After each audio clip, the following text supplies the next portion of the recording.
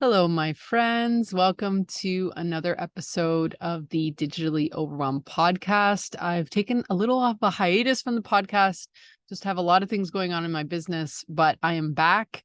And today we're going to be talking about how does having multiple keywords on a page, does that improve your rankings?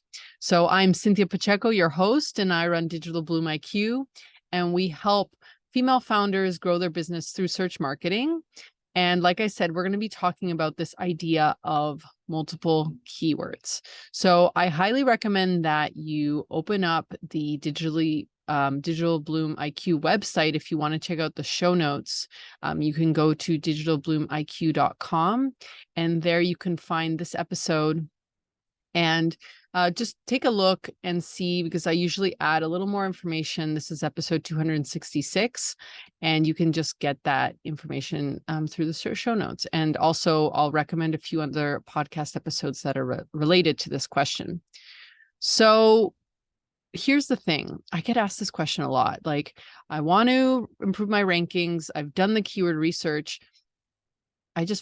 Do I need to be adding this multiple times in a page? And this used to be a strategy. So this isn't a bad question. This is a really smart question, actually, because this used to work. So the algorithm, Google's algorithm, used to just pick up on how many times certain words or phrases were being used on a page. And that's the indicator that it would use to understand if that page was relevant.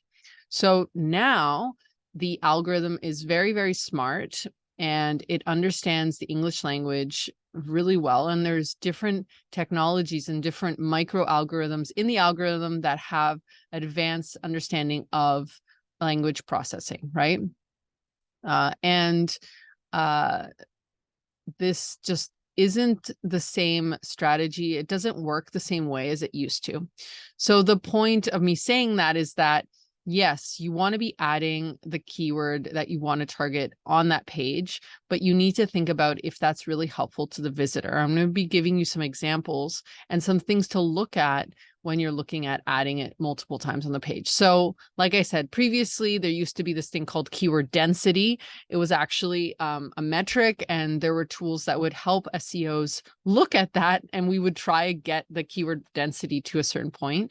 But now it's just not that simple, right? And there's ways you can like hack, and I'm sure there's like black hat SEOs that would maybe argue with me on this, but I really feel the best way to get ranked in Google is to just create genuinely good content around keywords that we want to rank in. So let's look at some examples. So let's say you want to rank in nutritional tips for postpartum moms. So maybe you're a nutritionist, or you have a client who's a nutritionist, and they want to target this type of keyword. So having the keyword in the title, in the URL would be great. You can also just add it to that content in that page. It could be in the first paragraph or throughout. Now I don't recommend just like shoving it in as many times as possible. So it actually doesn't matter, I guess, if you want to see if there are opportunities. So usually what I recommend my students and my clients is like, does it make sense to add it, throughout the text? Because sometimes if you repeat it too much, the text comes out as super spammy, and that's going to just turn off your visitors. And that's exactly what we don't want, right? Maybe having it be like a part of a bullet pointed list or a heading. Or maybe you have like an infographic where you have the information, you have nutritional tips, and you have that as part of like your content. So see how we're really looking at it the other way around. Like, we have this keyword. Okay, does it make sense for us to add it to different places?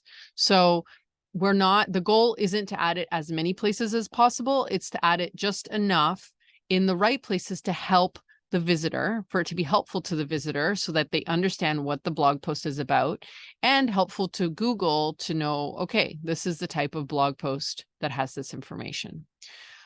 So same thing with my second example, benefits of hiring a virtual assistant. So again, that could be your title, that could be in your meta description, it could be in that first paragraph in the URL. You might have like a reduced version, so benefits, or you could have the full thing, benefits hiring virtual assistant, maybe you take out the smaller words in there. And then you might have, like in that first paragraph, you like introduce, you know, we're going to be talking about this. Maybe you have like a list. And so you have a heading that says, you know, benefits of hiring virtual assistant. You just start to like name things off. Maybe you have a table where you know, you pro and cons and that sort of thing. So you, again, how I approach this with my students is that you want to think about the keyword as kind of like your North Star, right? So you're pointing in that direction. You definitely want to use the keyword, right?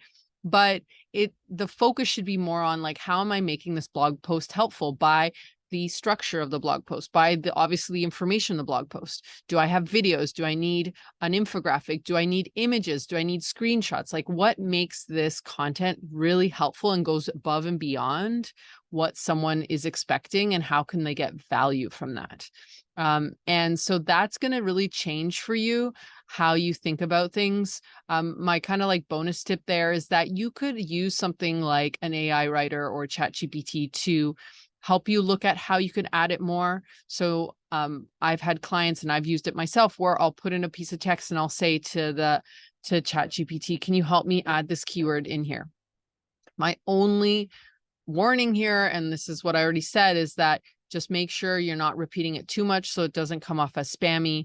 And so in that way, you can like take advantage of all the opportunities, but you're not having to do it yourself, which might take a little longer, or you're a VA or your SEO experts doing it as well.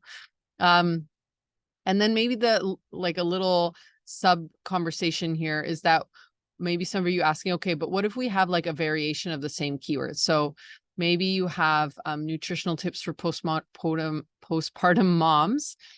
Maybe you also have like a sub keyword there that's like nutritional meals or nutritional snacks or whatever. So maybe within this blog post, you're also targeting like these sub keywords. Yes, absolutely. Again, is it helpful? Is it helpful to have one blog post with all this information, or do you need to create several blog posts? So it's not about how many times. It is not about how many times. It's about, is this helpful? Is this going to be really valuable to my audience? Because sometimes having more of something is just more overwhelming, which we're not about on the podcast. We want to keep it simple and light as much as possible.